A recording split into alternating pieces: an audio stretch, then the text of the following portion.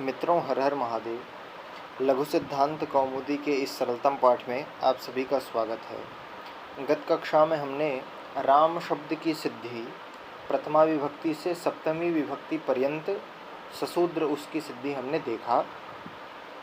अब यहाँ से एक नूतन प्रकरण प्रारंभ हो रहा है, सर्वनाम प्रकरण। सर्वनाम प्रकरण में ऐसे शब्द जिनकी सर्वनाम संज्ञा होती है और फिर सर्वनाम संज्ञा होने के पश्चात उनमें किन्हीं किन्हीं रूपों में, सब जगह तो नहीं लेकिन किन्हीं किन्हीं रूपों में परिवर्तन आता है, तो उसकी प्रक्रिया के बारे में हम जानेंगे।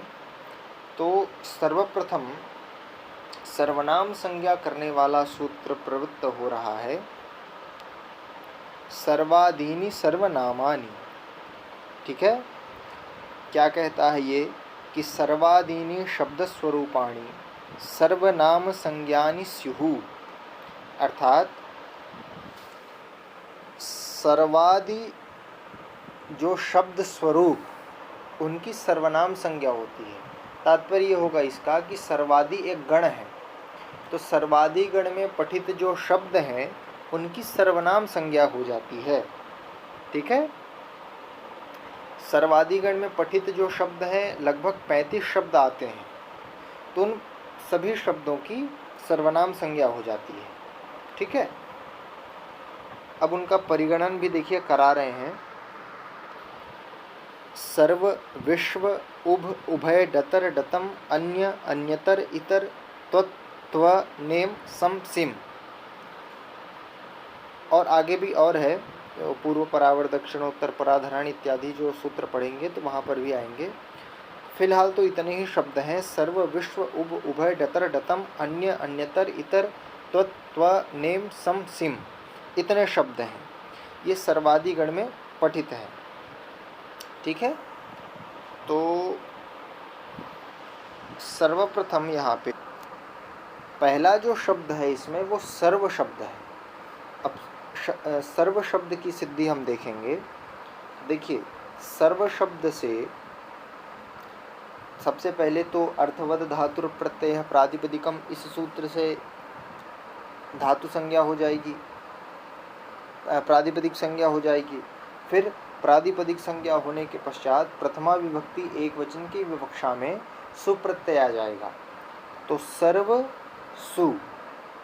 अब इस अवस्था में कुछ भी नहीं करना है, जैसे आपने रामः बनाया था वैसे ही बनेगा। सकार उत्तवर्ती उकार की संज्ञा, तस्य लोपः से लोप, तो बचेगा स, उसको स से जुसो रू से रू, और फिर रेफोत्तरवर्ती उकार की संज्ञा, तस्य लोपः से लोप, तो बचेगा रेफ, तो उसको खर बसाने और विसर्जनीय से विसर्ग कर देंगे वाव बसाने के पश्चात, तो प्रयोग बन जाएगा सर्वः।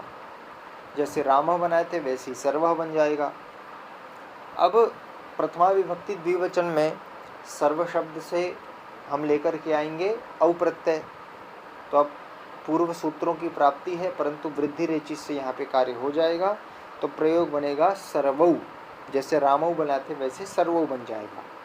अब यहाँ पे बहुवचन में कुछ परिवर्तन होने हैं, तो देखिए बहुवचन की विवक्षा में सर्व शब्द से जस प्रत्यय लेकर के आएंगे। ठीक है, तो सर्व है, जस है।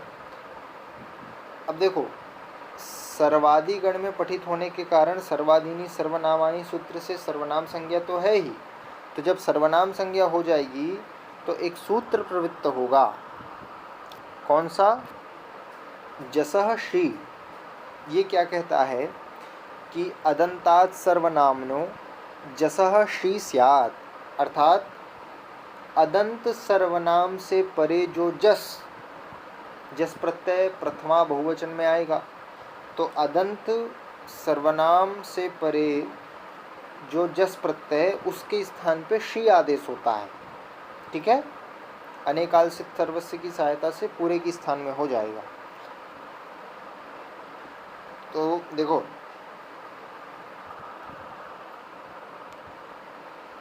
प्रक्रिया देखेंगे। सर्व है, जस है, प्रथमा बहुवचन की विवक्षा में जस प्रत्यय लेकर के आए। अब जस के स्थान में हम श्री करेंगे, क्यों? क्योंकि सर्व शब्द अदंत है, सर्वनाम है, सर्वनाम संज्ञा हुई है कि नहीं, सर्वादीनी सर्वनामानी से, तो अदंत भी है, सर्वनाम संज्ञक भी है, तो उससे परे जस है, तो उसके जस के स्थान पर शी हो जाएगा, तो सर्व शी। अब शी में लशक पतद्धिते, इस सूत्र से शकार की संज्ञा, क्योंकि शी प्रत्यय है, प्रत्यय का आदि वर्ण है शकार, तो उसके स्थान में उसके शी की संज्ञा तस्य लोपा से लोप, तो बचेगा ई, तो सर्व ई। अब यहाँ पे क्या करेंगे, आद गुण से गुण कर देंगे, तो प्रयोग बनेगा सर्वे। ठीक है, तो सर्वः सर्वौ सर्वे, ये प्रयोग आपका बन जाएगा। बहुवचन में सर्वे बनेगा, जैसे है ना, राम शब्द का बहुवचन में क्या बनता है, रामाः, तो सर्व शब्द का सर्वाह नहीं बनेगा, सर्वे बनेगा। ठीक है, अब चलिए आगे चलते हैं।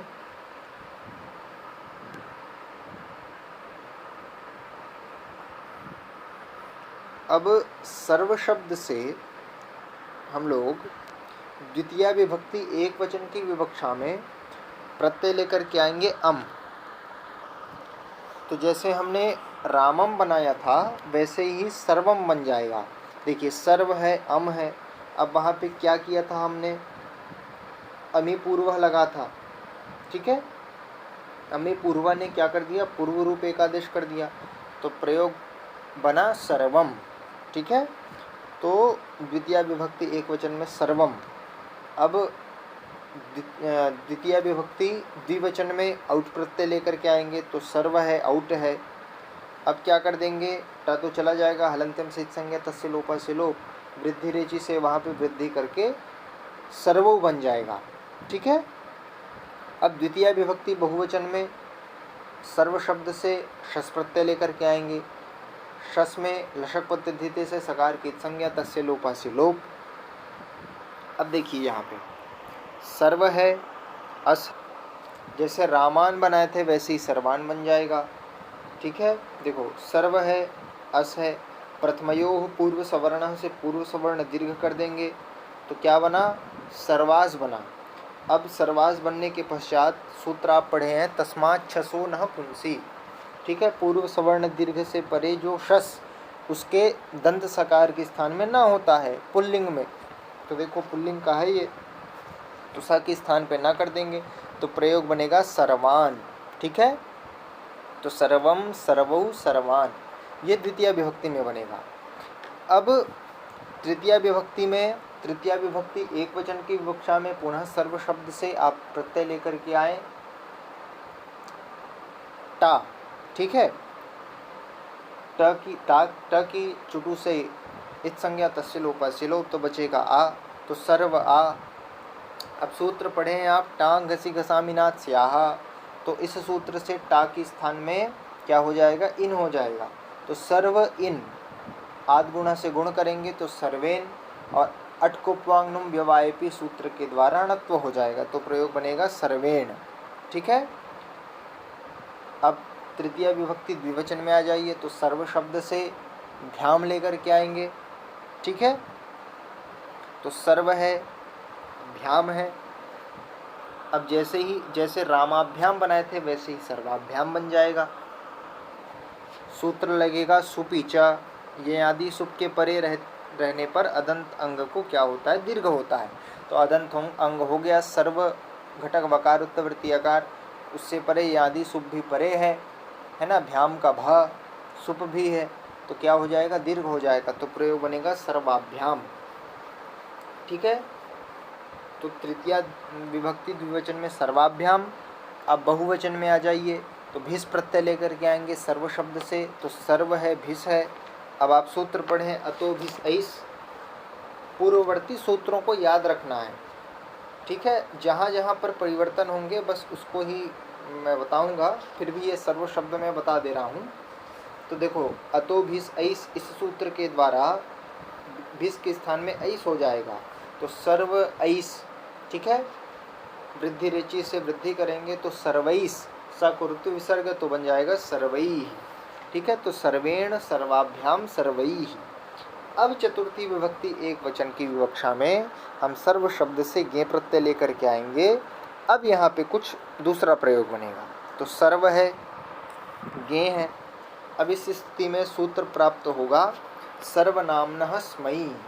ये क्या कहता है कि अतः सर्वनामनो गे है स्मयी, अर्थात अदंत सर्वनाम से परे गे के स्थान में स्मयी आदेश होता है। ठीक है, तो चलो, सर्व है, गे है। अब गे के स्थान में क्या कर देंगे? स्मयी कर देंगे। तो प्रयोग बन जाएगा सर्वस्मयी। ठीक है, क्या बनेगा? सर्वस्मयी। तो चलिए, तो चतुर्थी विभक्ति द्विवचन में जैसे तृतीया विभक्ति द्विवचन में बनाए थे सर्वाभ्याम, वैसे ही यहाँ पर भी सर्वाभ्याम बन जाएगा। ठीक है, अब बहुवचन में सर्व शब्द से भ्यस प्रत्यय लेकर के आए। ठीक है, तो जैसे रामेभ्य बनाए थे वैसे ही सर्वेभ्य बन जाएगा। सर्व है, भ्यस है। अब यहाँ पे बहुवचने झल्लेर। ठीक है, इस सूत्र के द्वारा सुप्रत्याहार के परे रहने पर, झलादि बहुवचन सुप्रत्याहार के परे रहने पर अदंत अंक को ए होता है।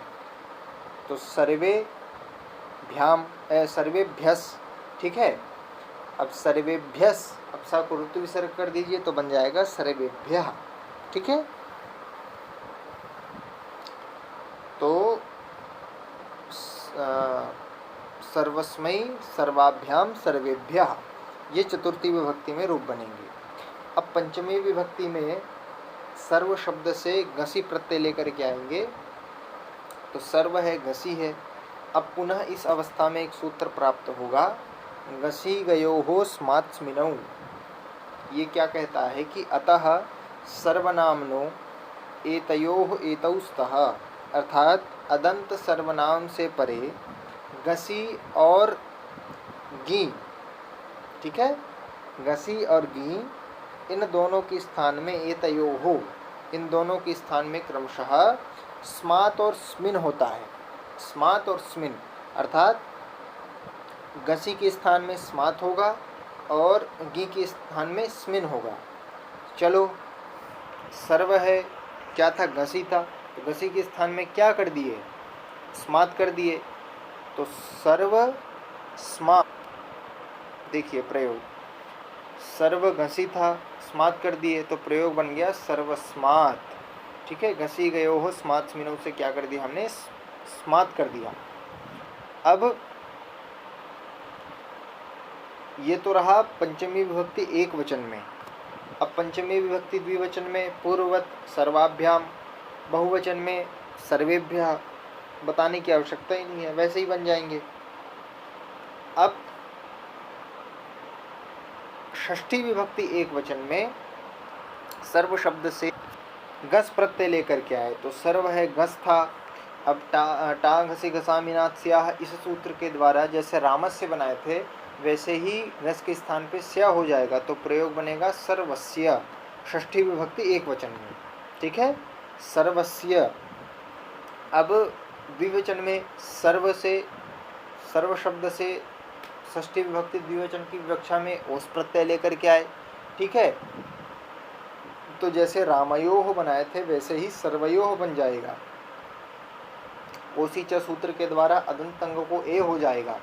तो सर्वे ओस है ना, एक स्थान पे अय आदेश। तो सर्वयोस, स को ऋतु विसर्ग, तो बन जाएगा सर्वयोः। ठीक है, अब बहुवचन में कुछ प्रयोग होंगे। ठीक है, बहुवचन में क्या प्रयोग बनेगा? सर्व शब्द से षष्ठी बहुवचन की विवक्षा में आम प्रत्यय लेकर के आए। तो सर्व आम। अब इस अवस्था में सूत्र प्रवृत्त होगा आमी सर्वनाम्नः सुट्। ये क्या कहता है कि अवर्णान्तात् परस्य सर्वनाम्नो विहितस्यामः सुडागमः, अर्थात अदंत अंग से परे या अवर्णांत से परे सर्वनाम से विहित जो आम प्रत्यय, यानी सर्वनाम के द्वारा विधान किया हुआ जो आम प्रत्यय है ना, उस प्रत्यय को यानी उस आम प्रत्यय को सुट का आगम होता है। ठीक है, तात्पर्य ये है कि अवर्णांत अंग से परे जिसकी आपने सर्वनाम संज्ञा की है, उस सर्वनाम संज्ञा से जिस प्रत्यय आम का विधान किया है, उस आम प्रत्यय को सुट का आगम होता है। सुट का आगम करना है हमें, तो सर्व है, देखो आम है। अब सुट टित है तो आदि का अवयव बनेगा, क्योंकि आम को करना है। तो सर्व सुट आम। अब सुट में टा की हलंत्यम सिद्ध संज्ञा, सकार उत्तरवर्ती उकार की उपदेशे अजुनुनासिक इस सूत्र सिद्ध संज्ञा, तस्य लोपास्य लोप। तो सर्व स आम, तो सर्व साम। अब यहाँ पे सर्वसाम, यहाँ अब देखो सर्वसाम है तो झलादि बहुवचन के परे रहने पर देखो बहुवचने झले लग जाएगा, तो अदंत अंग को ए हो जाएगा। तो सर्वे साम। अब सर्वे साम यहाँ पे आदेश प्रत्ययों के द्वारा जो साम का जो सा है उसके स्थान पर मूर्धन्य आदेश हो जाएगा, तो प्रयोग बनेगा सर्वेशाम। देखो लिखा भी है एत्व शत्वे, पहले एत्व किया फिर शत्व किया, तो प्रयोग बन गया सर्वेशाम। ठीक है। अब देखो षष्ठी बहुवचन में तो सर्वस्य सर्वयोः सर्वेशाम।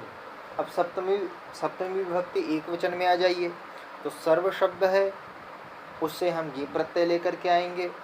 तो देखो प्रक्रिया है ही, सूत्र आप पढ़े हैं, घसी गयो हो स्मात्स्मिनौ। ठीक है, तो गे के स्थान पे तो स्मिन हो जाएगा, तो सर्व है स्मिन है, प्रयोग बन जाएगा सर्वस्मिन। वैसे ही सर्वस्मिन सर्वयोः, फिर सप्तमी बहुवचन में हम प्रत्यय लेकर के आएंगे सुप, तो सर्व है। अब जैसे वहाँ पे आपने रामेशु बनाए थे वैसे ही सर्वेशु बन जाएगा। ठीक है, तो देखो सर्व है, सुप है। अब इस स्थिति में आप बहुवचने झल्लियत के द्वारा सर्वघटक वकारोत्तवर्ती अकार को इत्व कर दीजिए, तो सर्वेसु। अब सु उसको मूर्धन्य आदेश कर दीजिए आदेश प्रत्ययों से, तो प्रयोग बन जाएगा सर्वेषु। ठीक है, तो इस प्रकार से प्रयोग बन जाएंगे। और संबोधन में तो हे सर्व, हे सर्वौ, हे सर्वे, जैसे राम बना था वैसे ही। ठीक है, तो एक बार रूप चला लेते हैं हम लोग। देखो सर्वः सर्वौ सर्वे इति प्रथमा, सर्वं सर्वौ सर्वान् इति द्वितीया, सर्वेण सर्वाभ्याम सर्वैः इति तृतीया, सर्वस्मै सर्वाभ्याम सर्वेभ्यः इति चतुर्थी, सर्वस्मात् सर्वाभ्याम सर्वेभ्यः इति पंचमी, सर्वस्य सर्वयोः सर्वेषाम् इति षष्ठी, सर्वस्मिन् सर्वयोः सर्वेषु इति सप्तमी, हे सर्व, हे सर्वौ, हे सर्वे इति संबोधनम। तो इस प्रकार से सर्व शब्द की सिद्धि यहाँ पे पूर्ण हुआ। देखो एक बात लिख रहे हैं कि एवं विश्वादयोपि अदंताः। तो इसी प्रकार से देखो सर्व शब्द के बाद वहाँ कौन सा शब्द आया था, सर्व विश्व। तो उसी प्रकार से विश्व आदि, यानी आदिपद से विश्व के बाद उभय इत्यादि जो है वो सर्व शब्द के समान ही चलेंगे। अदंत हैं तो इस कारण से ये इसके समान ही चलेंगे। ये तो उसको एक बार हम पूरे रूप माला को देख लेते हैं, बनाने की आवश्यकता नहीं है क्योंकि सर्व के समान ही सबके रूप चलेंगे। तो देखो ये विश्व शब्द का रूप है, तो विश्व शब्द का भी सर्व के समान ही चलेगा। प्रथमा बहुवचन में परिवर्तन आएगा, फिर चतुर्थी एक वचन में, पंचमी एक वचन में और सप्तमी एक वचन में। ठीक है, तो इस प्रकार से अब देखो विश्व शब्द के बाद देखो पहले सर्व शब्द था, सर्व फिर विश्व फिर उभ शब्द है। अब उभ शब्द के बारे में एक बात देखो लिख रहे हैं ये कि उभ शब्दो नित्यम द्विवचनांतः। ये कहने का तात्पर्य ये है कि उभ जो शब्द है वो नित्य द्विवचनांत है। ठीक है, यानी इसका केवल द्विवचन में ही रूप चलेगा, एक वचन और बहुवचन में नहीं चलेगा, क्योंकि नित्य द्विवचनांत है। तो देखो, उभौ प्रथमा द्विवचन, द्वितीया द्विवचन उभौ, तृतीया द्विवचन उभाभ्याम, चतुर्थी द्विवचन उभाभ्याम, पंचमी द्विवचन उभाभ्याम, षष्ठी द्विवचन उभयोः, सप्तमी द्विवचन उभयोः, और संबोधन में हे उभौ। तो इस प्रकार से, ठीक है, ये उभ शब्द है। अब उभ शब्द के बाद अगला जो शब्द आता है वो है उभय। तो देख लो, इसकी भी रूपमाला हमने लिख दिया है। तो देखो, अभी जो उभय जो शब्द है, ठीक है, तो ये उभय शब्द का द्विवचन नहीं होता है। देखो लिखा है उभय शब्दस्य द्विवचनम नास्ति, तो द्विवचन में नहीं बनेंगे, एक वचन और बहुवचन में बनेंगे। तो उभयः उभये, उभयम उभयान, उभयेन उभयैः, उभयस्मै उभयेभ्यः, उभयस्मात् उभयेभ्यः, उभयस्य उभयेषां, उभयस्मिन् उभयेषु, हे उभय हे उभये, ऐसे प्रयोग बनेंगे। ठीक है। अब एक यहाँ पे एक बात आ रही है कि डतर डतमो प्रत्ययौ, ये डतर और डतम, देखो उभय डतर और डतम, उभय के बाद डतर और डतम आया, तो डतर और डतम ये प्रत्यय है। ठीक है, ये क्या है? प्रत्यय है। इसकी चर्चा अभी आगे हम करेंगे। और फिर एक बात कह रहे हैं कि प्रत्यय ग्रहणे तदंत ग्रहणम इति तदंता ग्राह्या, प्रत्यय के ग्रहण में तदंत का ग्रहण होता है। ठीक है, यानी किसी शब्द में कोई प्रत्यय है, यानी डतर डतम इत्यादि जो प्रत्यय हैं, तो उसके ग्रहण में तदंत का ग्रहण हो जाता है, यानी पूरे शब्द का ग्रहण हो जाता है, ये तात्पर्य है। ठीक है, फिर नेम इत्यर्धे, अब क्या कह रहे हैं कि नेम शब्द अर्थ में प्रयुक्त होता है, आधे अर्थ में। ठीक है, तो नेम इत्यर्धे इति अर्धे। फिर कह रहे हैं समः सर्वपर्यायस्तुल्य पर्यायः तु न यथा संख्यमनुदेशा समानाम इति ज्ञापकात्। सर्व जो शब्द है, ठीक है ना, सर्व यह शब्द, देखो मैं सर्व बोल रहा था, सम शब्द, ठीक है, तो ये सम शब्द जो है, सम शब्द जो है, यह समान अर्थ का वाचक नहीं है। ठीक है, समान अर्थ का वाचक नहीं है, यानी सर्वादिगण में जिस सम शब्द का, वैसे तो सम का समान ही होता है अर्थ, लेकिन सर्वादिगण में जो पठित सम शब्द है वो समान अर्थ का वाचक नहीं है। ठीक है, इसमें प्रमाण क्या है? तो प्रमाण यथा संख्यम अनुदेशा समानम, ये प्रमाण है, उसमें वो अलग विषय है। तो आप इतना ही जानिए कि सम जो शब्द है वो समान का वाचक नहीं है, यहाँ पे तुल्य का वाचक नहीं है। ठीक है, तो चलिए आज के लिए इतना ही रखते हैं। फिर आगे जो उसके बाद जो सूत्र आ रहे थे, पूर्व परावर दक्षिणोत्तर पराधराणी व्यवस्थायाम संज्ञायाम, इसको देखेंगे। ठीक है, धन्यवादाः, नमो नमः।